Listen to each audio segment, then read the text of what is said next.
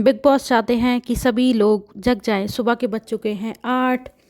आज है Sunday morning और आज है जिम की छुट्टी। आज हम करने वाले हैं खूब सारी मस्ती और खूब सारे काम।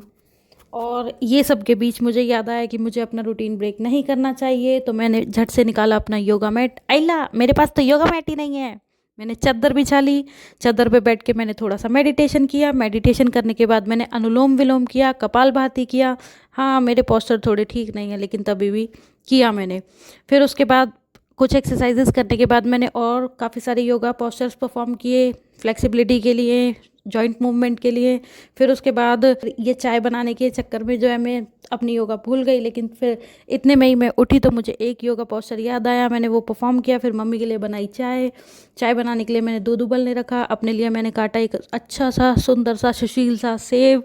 उसको काट कर मैंने खाया और साथ ही साथ एक सेब मैं अपनी बहन के लिए भी नीचे लेके गई। वो सेब वो मुंह में लगा के बैठी है और वर्क फ्रॉम होम के लिए प्रिपेयर कर रही है खुद को। और फिर उसके बाद उसने देखा कि उसकी वीडियो बन रही है, तो तब उसने इशारा किया ऐसे दो, मतलब कि मैं कल की भूखी हूँ, मेरे लिए 2 सेब और ले आ। फिर मैं उसके लिए 2 सेब और लेके गई। मैंने खाया खाना। मैं ट्यूशन के लिए हो गई तैयार। अब हम चल दिए ट्यूशन के लिए अपने BMW पे। फिर अब मैं पहुंची बच्चों के घर। जब मैं बच्चों के घर पहुंची तो बच्चे बहुत ज़्यादा हंसी मजाक और मूड मस्ती के मूड में थे। फिर उसके बाद मैं पहुंची दूसरे बच्चे के यहाँ पे, और यहाँ पर ये 2 छोटे बच्चे हैं, एक दक्ष और एक नकुल। दोनों के पढ़ के लग चुका है चश्मा। अगले ट्यूशन में मिली पार्थ से मिलने के बाद उसने मुझे अपने स्कूल का दुख दर्द बताया। ये सब बातें करने के बाद हमने पढ़ाई करना स्टार्ट कर दिया। अब मैं गई दूसरे बच्चे के घर और वहाँ पर ये नंगू सा छोटू सा बच्चा बैठा था और ये ऐसे बौखला गया कि यार इज्जत बचानी है, कैसे ही करके इज्जत बच जाए आज।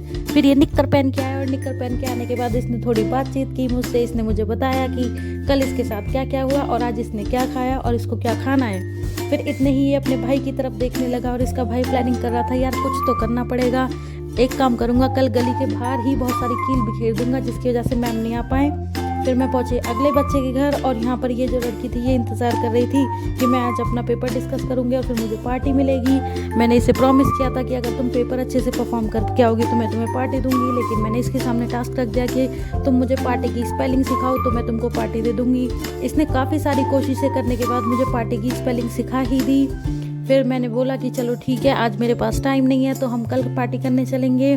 तो बहुत कहने सुनने के बाद ये मान गई कि चलो ठीक है, कल चलते हैं। फिर एक बच्चे ने मुझसे बोला, मेरे हाथ में एक बड़ा सा यंत्र दे दिया जिसे से उसने मुझे वर्कशीट कराने के लिए बोला, लेकिन अपन को तो चलाना ही नहीं आता है। पर कोशिश करते हुए मुझे इससे वर्कशीट निकालना आ ही गया। फिर उसके बाद मैंने इस बच्चे को दी वर्कशीट। ये बच्चा अपनी वर्कशीट परफॉर्म करने लगा और इतने में ही फिर मेरे जाने का टाइम हो गया था, तो मैंने किया पैकअप और फिर उसके बाद मैंने चल दी अपने घर के लिए अपने BMW पे। फिर यहाँ से अगर आप में से कोई यहाँ पर रहता है तो मुझे कमेंट पिन करें। और अब चलते चलते हम आ गए हैं रोड पर और अब GT रोड से मैं चलती हूँ अपने घर की तरफ। फिर हम चलते गए बहुत सारी चीज़ें देखते हुए आगे की तरफ बढ़ती गई और इसी तरह से सड़क पे आते हुए मैं अपने घर की तरफ बढ़ती गई और इतने में ही मैं पहुंच गई बाज़ार तक। और यहाँ पर मैंने देखा कि बहुत सारी अच्छी स्वादिष्ट व्यंजन हैं जो मुझे अपनी तरफ अट्रैक्ट कर रहे हैं, लेकिन तभी भी मैंने खुद के ऊपर काबू किया और मैं इतने ही ये डिसाइड कर दी कि मैं इनमें से क्या चीज़ खाऊं। और उतने ही घूमते मैं चीज़ें देखती गई। मेरा मन इन सब चीज़ों को खाने का करता गया और इतने ही करते मैं आ गई अपने घर की गली तक।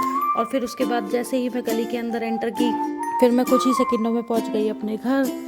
और अब घर पहुंचने के बाद मैं इंतज़ार कर रही थी कि कोई मुझे गेट खोल दे। मैं बाहर चिल्लाती रही, मेरे लिए गेट खोल दो।